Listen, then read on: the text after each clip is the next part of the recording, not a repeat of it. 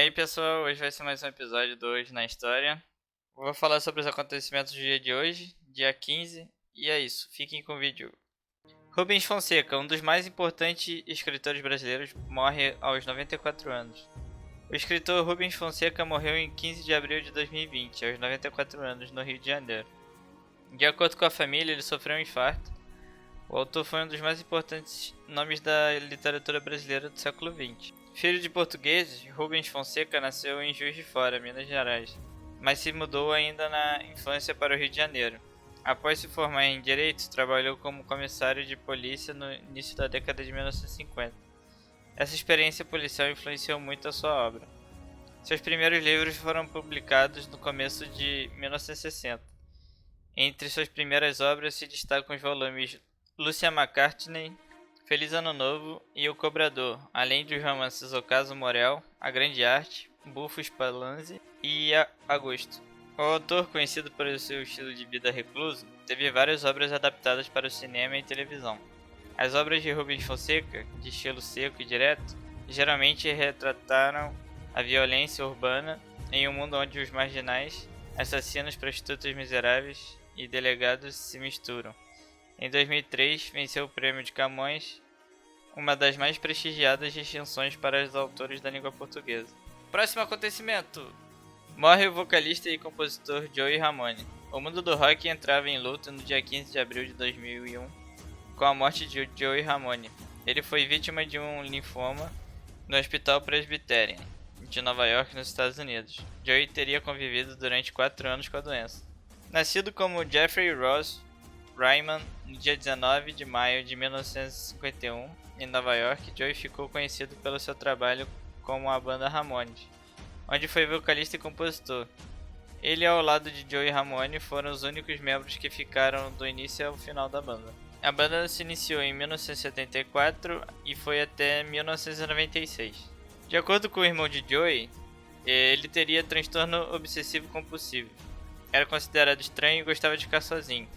De acordo com o irmão dele, foi a música que ajudou ele a superar o problema da timidez. Ele, ao todo, produziu 14 álbuns. Após a sua morte, foi lançado um disco póstumo, Don't Worry About Me, em 2002, mesmo ano que entrou para o Hall da Fama do rock. Próximo acontecimento: morre o escritor e filósofo Jean-Paul Sartre. No dia 15 de abril de 1980, morria em Paris Jean-Paul Sartre. Ele era um escritor, filósofo e dramaturgo francês do existencialismo. Foi o 10º escritor francês selecionado como o Prêmio Nobel de Literatura, mas declinou, explicando em uma carta acadêmica sueca que os laços entre os homens e a cultura devem ser desenvolvidos diretamente, sem passar pelas instituições.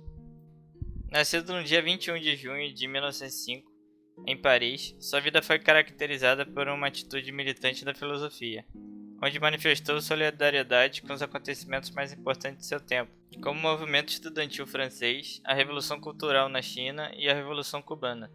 Seu enterro foi acompanhado por cerca de 50 mil pessoas, e o corpo do filósofo está no cemitério Montparnasse, que fica em Paris. Próximo acontecimento: o campo de concentração de Bergen-Belsen é libertado pelos aliados. Em 15 de abril de 1945, tropas aliadas libertaram o campo de concentração de Bergen-Belsen, na Alemanha. Entre 1941 e o fim da Segunda Guerra Mundial, foram mortos pelos nazistas no local pelo menos 50 mil presos.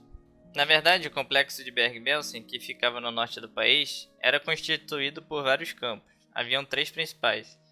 Existia o de residência e o de prisioneiros. Até 1943, o local era exclusivamente um campo para prisioneiros de guerra.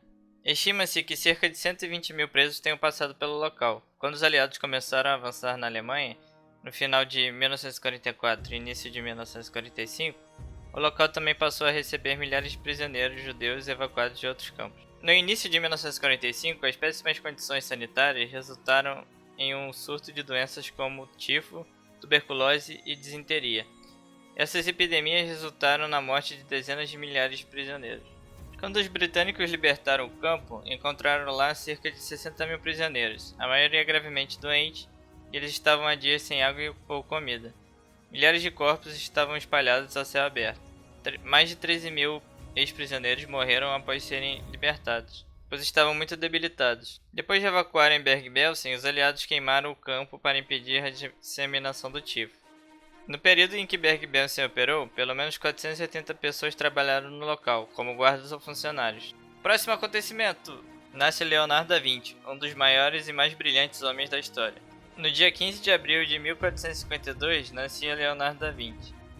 Próxima cidade de Florença, na Itália. Leonardo da Vinci, artista florentino, por conta de suas inúmeras contribuições em praticamente todos os campos de conhecimento humano, é apontado como um dos homens mais brilhantes da história. Ele era filho ilegítimo de um chanceler e embaixador, e uma jovem camponesa. Foi criado e educado pela família do pai, logo após o casamento da mãe com um camponês local. Seu primeiro contato com as artes foi através do avô paterno, que era um ceramista. Comenta-se que, desde muito pequeno, Leonardo da Vinci demonstrava um talento raro para todas as atividades criativas, especialmente para desenho e a pintura. Em 1469, ele ingressou em um renomado ateliê.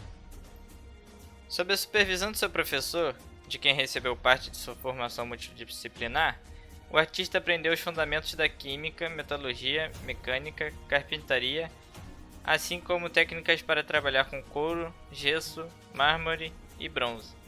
Seguiu, entretanto, dedicado à especialização a desenhos e pinturas. Quando seus dotes artísticos ficaram evidenciados, o seu professor comissionou o seu aluno a finalização de alguns dos seus próprios trabalhos.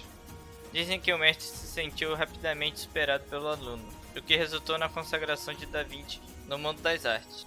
Ele também se destacou como arquiteto e engenheiro, recebendo diversos projetos de construção. Entre 1480 e 1500, entregou-se quase por completo à engenharia, disciplina na qual hoje seus trabalhos artísticos, urbanos e militares são admirados. Mesmo assim, seguia produzindo como pintor. Datam desde o período de quadros como A Última Ceia, A Dama do Arminho, entre 1508 e 1515. Em breves lapsos, Leonardo da Vinci pintou o quadro mais controverso da história, La Gioconda, ou a Mona Lisa. Apesar das diversas teorias, entre as quais de que o quadro seria um autorretrato, Leonardo da Vinci morreu em 2 de maio de 1519, aos 67 anos de idade. Apesar do nome do artista estar mais associado à pintura, o artista acabou cursando muitas outras disciplinas, obtendo destaque em quase todas. Dentre elas estavam medicina, filosofia, óptica, química, culinária, arquitetura e fotografia. Como engenheiro e inventor, Da Vinci desenvolveu ideias extremamente adiantadas para sua época, como o helicóptero, o automóvel e o tanque de guerra e o submarino. Então é isso, pessoal, o vídeo fica por aqui, espero que vocês tenham gostado. Se inscreva no canal, deixe um like, valeu, falou e até mais.